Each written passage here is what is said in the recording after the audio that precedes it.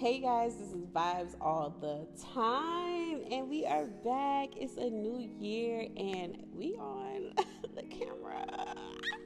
No, that's fine. Let me calm down.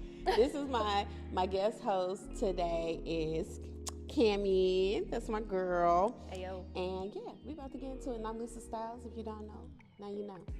Now you know. So one of the topics that I want to jump into today is about dating after a relationship. Oh boy. And I think we both have been there. So Certainly.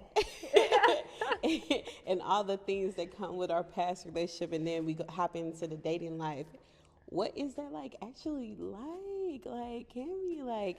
Let me know. Have you ever experienced that? Like, is that Yeah. something? Do you want me to that- start off? I Yeah. mean, it's interesting because so I'm 31 right now, and I had to look back and I'm like, wow, since I was 18, pretty much I've been in a committed relationship. I was in a 4-year relationship, and then a 2.5-year relationship, and then I was single for like a year, and then I was in a 5.5-year relationship. So this is really the time period I'm in right now. I'm like, this is really like my first time truly being a single adult.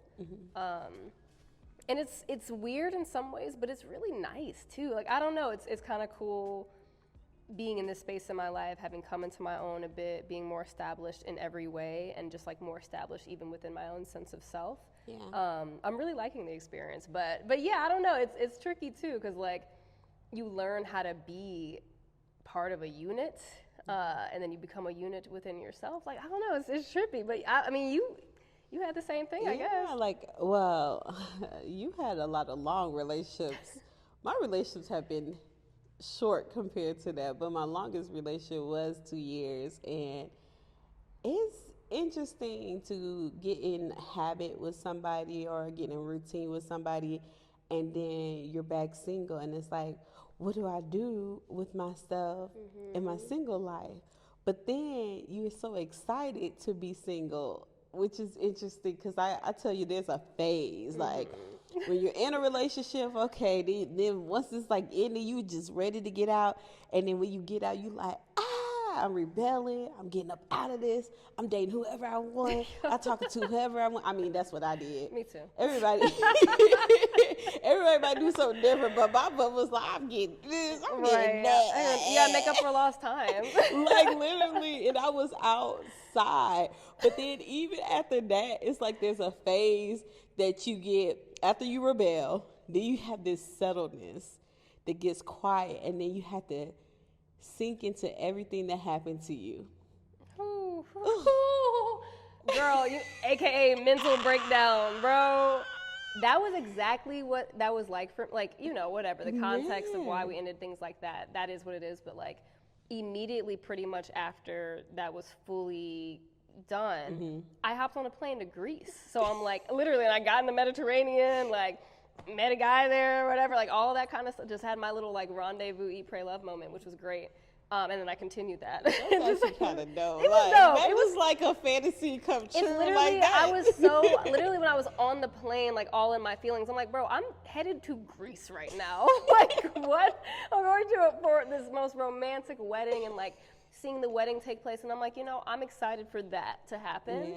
But for now, I'm in this little rental car going around the mountains, whatever. But like, I had that time for me. It depends on why, like what happened in your relationship. But for me, my self-confidence was not at a good place leaving that relationship. And again, it's like, you can blame people, but also it's like me letting it get to that point. And like, I think if you're in a dynamic where you're not validated or celebrated or complimented or those types of things, I saw this tweet, right? And it said, I see why my ex was so controlling. These bitches love me. That's what the tweet said, right?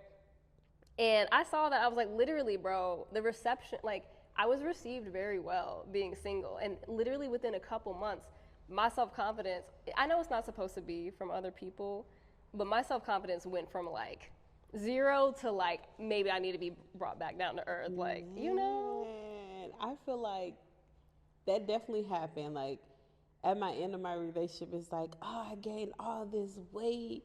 I'm in a horrible financial place. and then I rebelled, and I have this moment where dating sucked, and I couldn't really meet anybody that was just sticking. And then I'm like, ooh, then I met somebody, then I kind of like fell in a deep like with that person, and then instantly I get my little feelings hurt. Oh, it was just so overwhelming. And then the moment I was like, just take a break, that's when everything settled. And it's like the dust settles. I had my little fun. I slept with whoever wanted to sleep with. I went out and partied and drank and did all of that. And now it's like reality sinks in. Like, what is really next? What do I really want? And is any of these people really opportunity for me, or am I just really using them? Like, were you looking for, when you first got single, do you feel like you were looking for the one? I know. If I'm being honest, I was looking for some good. But a little too real for y'all, but fill in the blanket. But yeah, I think I thought that I would be in a relationship quicker. So I thought that once I got out that relationship, I was like, if I date for a while, I'm gonna meet that person, and then I'm just gonna be in another relationship. That did not happen, and that kind of sucked, because I was like, but I learned that I need to go through my healing, and that was horrible. Everybody was like, "Oh Lord, You was in the trenches, bro. You was in the trenches." Woo! Some of the darkest times. That's why I don't wish a breakup on nobody. Like, I don't care if it's a breakup, a divorce. Like, people, like, when you're that person going through it, it is so many moving parts. Like, it's not just as simple. You break up, you get over, you move on, and like, no, you really have to deal with everything that you didn't deal with. Yep. And whatever was left, you have to figure out how to handle that.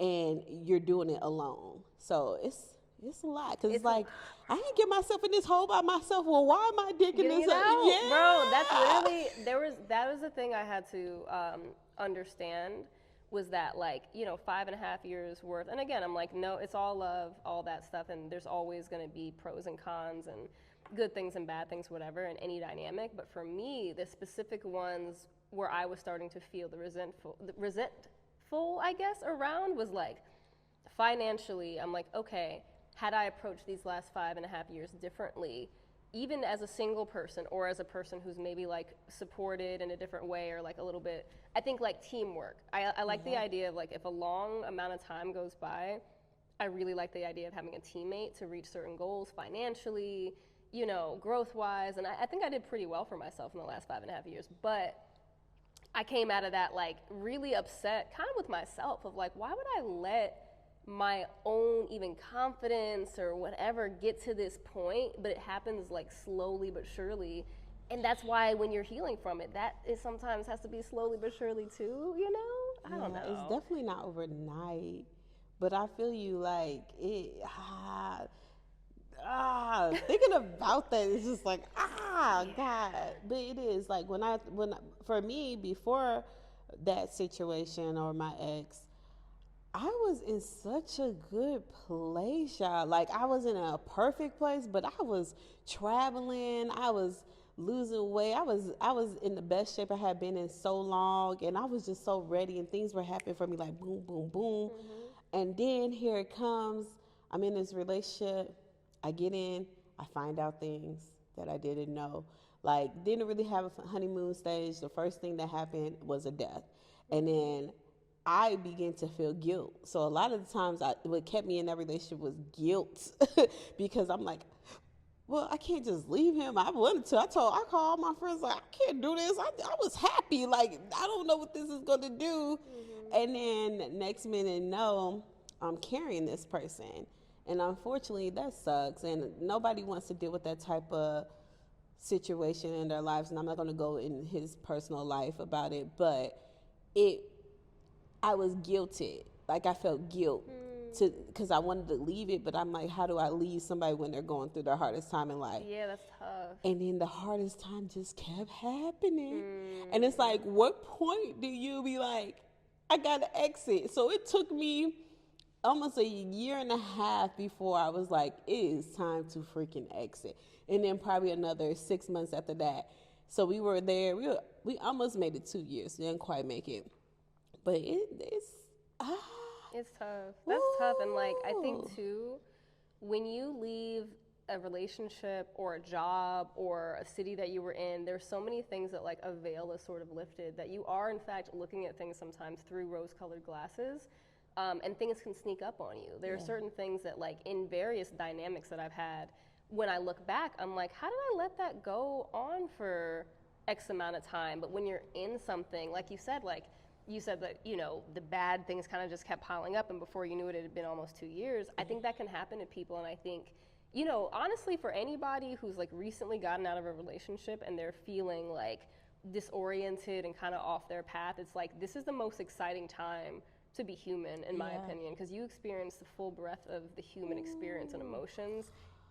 The depths of hell to the ascent of having fun in a random country, twirling around, dancing with someone new, and then, you know, having people, you know, compliment you, like just kind of literally feel like energetically you open yourself up to all of these things that maybe you'd had blinders on around. At least for me, that was the case. I think like I can be very one-track minded with my career, with relationships, and as soon as those kind of like side little blockages were removed, I was able to see like there are so many amazing experiences to be had, so many amazing people who like very naturally can like, you know, make me feel good, and I can make them feel. It's so cool to just see like getting rid of a lack mentality and stepping into this new version of you that can literally have it all in a person or in yourself. Literally have it all. Like it's almost like in that season you realize what all you missed in it. It's kind of unfortunate because it's like going from that to dating, and we'll get into that next, in like actually a relationship for me. But it kind of is like, I don't know, like I wonder how y'all feel about that. Like, if you have been through a breakup, and after that breakup, and you come into this weird stage, you rebel, you go turn up with your friends, all your single friends, like, yeah! And then you sit and you get into that point where you're sitting in, you're facing your emotions. Like, that is probably the hardest time.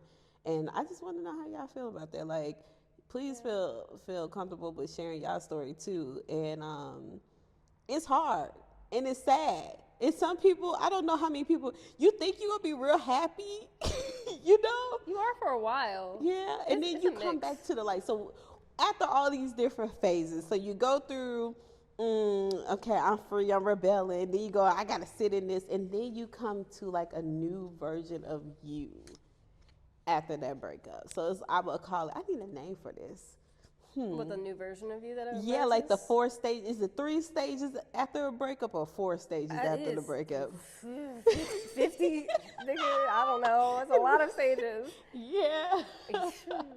Well, we don't know. We're gonna figure that out. But there is a enlightenment at the end of the tunnel, and that's the feeling that I think we all want to reach for. And sometimes it takes longer, shorter.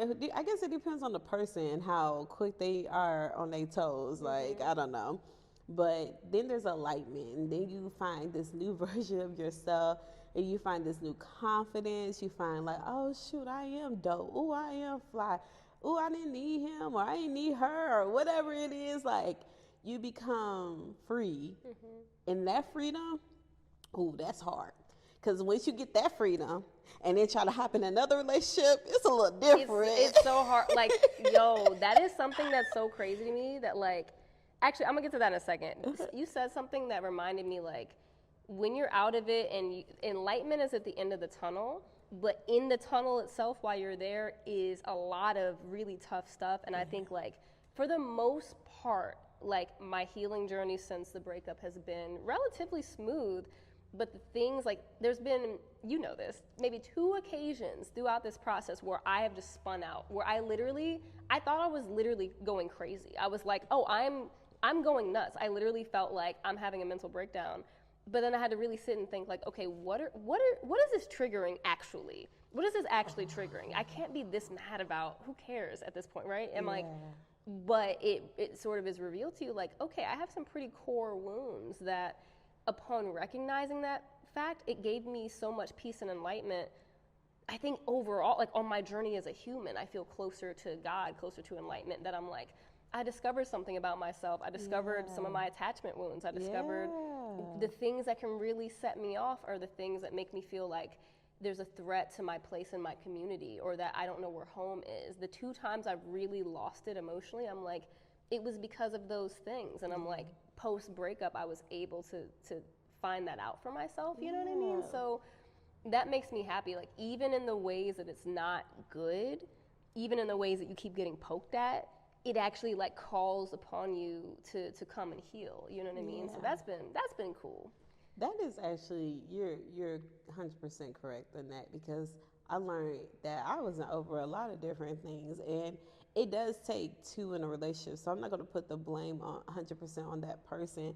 There were things that I still needed to be aware of with myself. There had to be, like, I needed to learn how to trust myself more. I needed to learn how to not let my hair down too much, you know, or really watch a person, really get to know them, because you think you know somebody, but you really don't. Like, there's something my mom told me. She was like, it takes 4 seasons to actually get to know somebody. So you need to see them in the winter, the spring, the summer, and the fall. And then once you see them through those seasons, then you can kind of have an ideal if this person is somebody you should actually be with.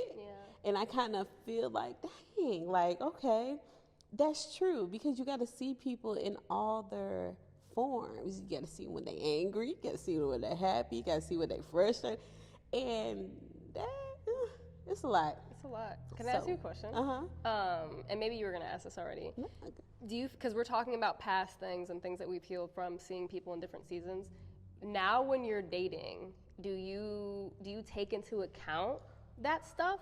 Or do you just start with a clean slate and just let people show, like, where are you at with that? So ideally, I be like, I am not gonna bring my baggage to this next situation.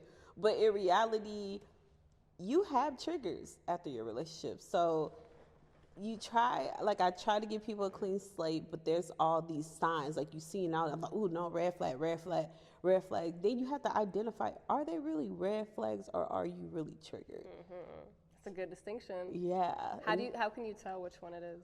Oh, meditation. Yeah, literally. Like, literally allow yourself to feel the emotion until you figure out what is actually, where it's coming from, because somebody can look like they're doing something, but your trigger be like, oh, they're doing it, but they're actually not, you know? And then making sure you're really communicating with that person. So, like, if you're dating and you're triggered by something, ask them, what did that mean? Like, why did you do that? Instead of going off and freaking out and whatever we do when we are in a mode or feeling. So I would say communicate in that season, because you don't. A lot of people still out here don't know they triggered. Like, you know what I'm saying? Like, I think sometimes in the moment it's hard to get out of your own head or your own heart or your own nervous system to realize I'm being triggered. Sometimes I can. Even my last like crash, man, I had like 2-day panic attack. I thought I was going crazy. Y'all. You saw mine. I know. I'm like, Shmay had to get me from the airport. I'm like, bro, I don't know what's going on. But in the moment, I said in my head, I'm like, you're being triggered. It's okay. This is just like a very deep wound. I was saying that, but my body was not fucking having it. Like, my body was not on board at all. You know what I mean? And but sometimes you gotta like go through it. That's the only way. It's the to only go way. through it. The only way is to literally see that thing through. Because if you compress it or push it down more, it just makes it so that whenever you do finally react, it's going to be so much worse. Because I'm like, okay, that sent me into a couple days of really being dysregulated. My nervous system was fucked, right? It was just like completely fried.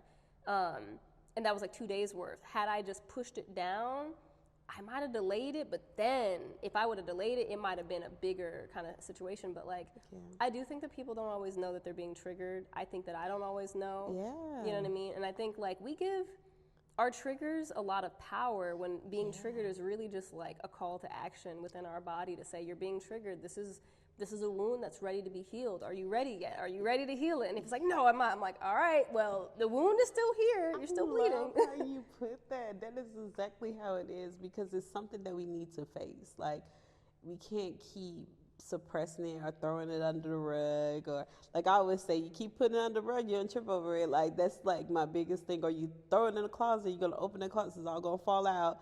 So yeah, it's something, I think you're right. Like, it's time to face it if you have triggers. And yeah, people don't know. Like, there's a lot of time, but that's where communication comes. Like, I have learned to talk, and because I'm also in this phase where I'm trying to learn to not trigger others, and how to love people through my own triggers, or or watch what I say, because I'm like, oh, if this is my friend, I know this thing, if I say this, it triggers, or my mom or my sister. I'm trying to learn, but that's what's been helping is communicating. And so like, okay, you know that they walking around like, or you said something and they do this, like, hey, you good? Like, did I offend you anyway? Can we talk about it? That has worked very, very well, especially now in my current situation. I think communication has been a very top key, because it's like, men and women, y'all, we have to talk it out. Yeah. If you talk, the sooner you know if you want to be with that person, the sooner you don't. And be honest. Like, yeah, bro, that's the thing too with old relationships, past, present, whatever. Like, you have to be honest with yourself deeply, because there are things that, even when I think about, relationships of the past, where it's okay if you're not compatible in some ways. It's okay if like something is just not, you know what I mean? Like, but I think people need to be honest with themselves, because I know in the past I've tried to bring up things. I've tried, you know what I mean? Like, get to the bottom of things, and I'm like, you cannot be in a good place if someone, or if you yourself you're not getting honesty from each other. And if you're not being honest with yourself, it's like you're going to destroy yourself from within. Yeah. And you're going to destroy the person that you're with, and, leave And them the in this cycle state. keeps going. Yeah. Going, it's got to stop. going. It's literally got to stop at some point. Yeah, literally. Literally, we have to figure out how to work through our stuff, and also have grace. I think a lot of us don't have grace for each other. Like, in dating, have grace for a person. Don't expect they're gonna know it all and they're gonna have it together, and like they can't make a mistake. Yeah. You know what I'm saying? I think coming out of a relationship too, that is harder to get in your head, because if you're used to being with someone, and again, I've been in long-term relationships. I've been, like, I guess, a serial monogamous my entire adult life. So like, you get into this flow where it's like, this person should know. They should know better. They should know me. I should know them. They should know that like, for me, like, one of the big things, right? I have a lot of patience and grace for a lot of things. I don't like flakiness. That's my, like, biggest thing. Like, my biggest thing is, like, I just need to know what the hell is going on. I can adjust to anything. Same. But if I don't know, it leaves me so dysregulated, and it matches the person with the feeling of uncertainty, and I'm like, that's a bad thing to do, right? But at the same time, I'm like, okay, people who I've dated know that about me. They know that if I'm meeting someone new and we're just sitting down having drinks, they have no context to me whatsoever, or they do in like a random way. They're not like a deep friend of mine who knows that fact about me. There's no way that they're gonna know that, and I can't hold them to the standard of like, well, my ex or my ex's ex or whatever, like, knew not to do that, and if they're doing it, it must be personal. It's like, some people, it's like, they don't know you yet, bro. Like, they don't know what you like. They don't know what you like. They're still getting to know you. You think they supposed to just know it? Yeah, it's easy to think that, though. It's so easy, because I know I do it. I'm like, why you don't see me? Why can't you? And we're all on this quest to feel seen and to be seen by ourselves, by others. Like, that's really, to me, so much of what life is about in general is just all of us, the little kid in us saying, see me, love me, choose me, stay with me, don't leave me. Like, these things that are like running through our heads, and that, I used to think I had a very secure attachment in that particular way. I don't have some of the classic abandonment wound things, but I have mine. I still have mine, you know what I mean? So I'm just like, we just want to feel seen by the people who love us. We have to see ourselves, see other people, and give people the chance to get to know us enough and open up enough that they can even be good friends or good lovers or good friends, whoever they're gonna be. And then be willing to go through it, y'all. Like, don't run from it. The more you run for it, the more you run into it. Like, that's the biggest lesson I learned. So allow yourself to go through the emotions, and then really, y'all, you become freer, you become mature, and yeah, life is good after that. So just think about these things, y'all. We feel y'all, because I feel like we need to talk about this. We need to talk about the people who go through breakups, because I feel like you could get feel alone during that time. Like she knows, I ain't gonna lie, I had breakdowns. Like at point I was like, I'm just throwing up tears, just little stuff that is just. I was at the dentist office, and my insurance cut because of him, and I had insurance before him, right? So once he cut the insurance, I didn't have insurance. I had to start my insurance over, and so the littlest stuff that triggered me, I'm over there like, okay, I'm gonna get my teeth fixed, blah blah blah blah. Here they come. Oh well, your insurance needs, so you have to wait 6 more months, Lisa, before we could do any works. Next minute, I'm breaking down. In the dentist office? In the dentist office. They were like, girl. And they was like, what's wrong? I was like, and that was because I was mad, because I'm like, before this relationship, I had the greatest insurance. Now I got to start over in insurance. Now I got to wait 6 months to get this work that I really need done. Like, everything, like all the way up to going to the doctor's office, just in my feelings, y'all. It follows you everywhere. Yeah. Like, and I think that's what triggers do, is they find you in the corners where you thought no one could see you. That's literally what a trigger does, is it finds you where you're comfortable. It finds you where you thought everything made sense and had structure. For you, the dentist office, that's such a routine sort of situation. And then grief and a trigger found you in the dentist office. To me, it found me at the airport. I was like, bro, I literally, the last time I really had like an emotional moment regarding the breakup, which again, I've been cool. I've been pretty, it is what it is. I still get angry sometimes just thinking about it all, but like, I'm pretty released from it. But no, that grief and that trigger found me, and I had to just let it take over. And also I had to learn to ask for the help and the love of the people around me, of like, look, y'all, I need, like, literally, I was texting Shmay, and I was just like, she offered like 2 times, and I'm like, no, you don't have to pick me up, I'll just get an Uber. Actually, no. And I was like, girl, I'm so sorry, I need you to get me. Just come get me. Don't have a break, just straight up come. But like, save me, bro. But it's just like, again, the trigger found me, and I just, you just gotta let it wash over you for a second, and just, actually do the work, and don't. I've seen people in the early stages of a breakup, right, where I can see myself in them, and they're like, everything's fine, I'm cool, I'm so happy to be out, I've been wanting to blah blah blah. Anyway, I'm like, okay, sure, they're evil, okay. Because that shit's gonna find you, bro. I literally watch you go through the stages. And you were trying to tell me, you were like, this sounds like my rebel stage. I'm like, it's nothing like yours. I'm having a unique experience. And then I was like, no, I'm not. But I don't know, man. For me, it's weird, because I'm like, even in my kind of rebellious stage of like, I liked going on dates. I liked, just frankly, if you've been in a dynamic where like you don't feel like you're not made to feel good about yourself, or like someone's actively withholding compliments, and you know what I mean? Like, and whether they know it, it's like actively going out of their way to like not say nice things about you, even whatever, coming out of that, just going out for drinks or being outside and people complimenting me, or people that I've been around who wouldn't have complimented me because they knew I was in a relationship, start ramping that up. For me, that was my like rebellious stage. I'm pretty still strict on like, I don't really sleep around, whatever, but at the same time, I'm like, no, it was cool to just literally like be engaging with people in a way where I was like, oh, am I interesting? Am I cute? Am I like, and having to discover that through the eyes of other people was cool. But like, for me, I'm still, I'm trying to stop myself from being a serial monogamous right now. Cause I'm like, I at least gotta give it a year. Cause I'm already like trying to enter another relationship. I'm like, no, I gotta wait. And it does take some time. Like, I'm thinking, okay, my breakup was actually May of 2023. In my last relationship, you know what? Yeah, I don't even want to talk about it no more. I'm just saying, it's over and it's done, and we are moving on. But there are a lot of traumas, a lot of things that you deal with. All I can give you guys advice for, and this is just my perspective and my opinion, so don't get offended. is allow yourself to go through all those emotions.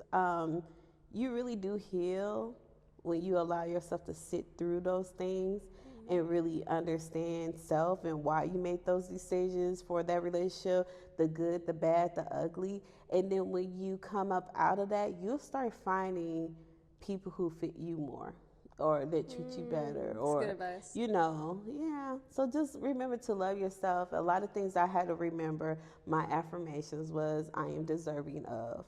And I'll literally go down the list. I'm deserving of love. I'm deserving of patience.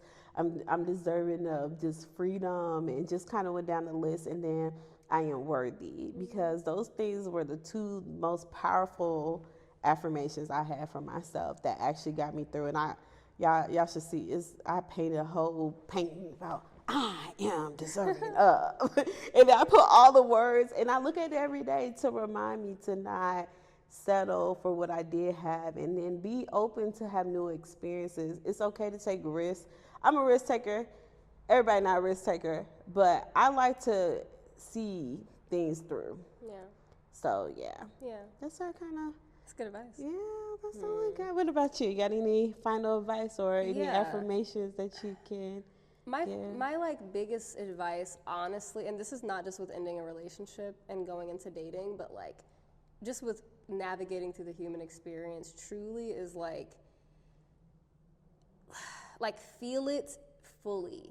Feel life fully. Sometimes, like, I don't know, I think about we're all gonna at a point not be here, and I'm like, if I were in heaven or in enlightenment, wherever we end up, right? And someone told me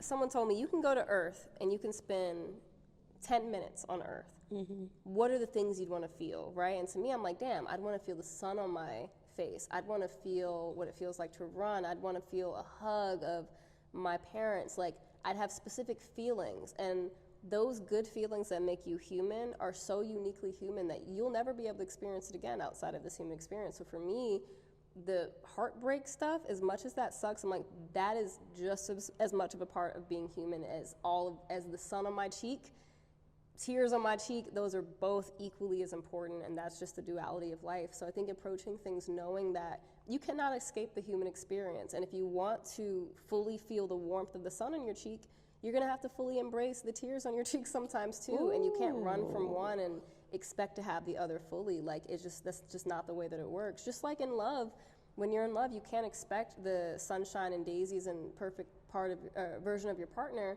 without also, accepting the fact that they're going to have some pretty deep wounds themselves. So with everything in life, the duality, the yin and yang, like, approach it that way and approach healing that way and approach dating that way. There's going to be some fun, exciting times of dating where I'm in Greece and then I'm in LA and then I'm at dinner and then I'm with this super cute girl. Like, there's going to be that, and then there's going to be the part where I'm like, damn, like, Valentine's Day is coming up and I don't know if I'm supposed to do, and I'm confused. Like, you're going to have to do both. So I don't know. I'd say just embrace the human experience and its duality, embrace heartbreak and its duality, embrace healing and its duality, and embrace love with its duality.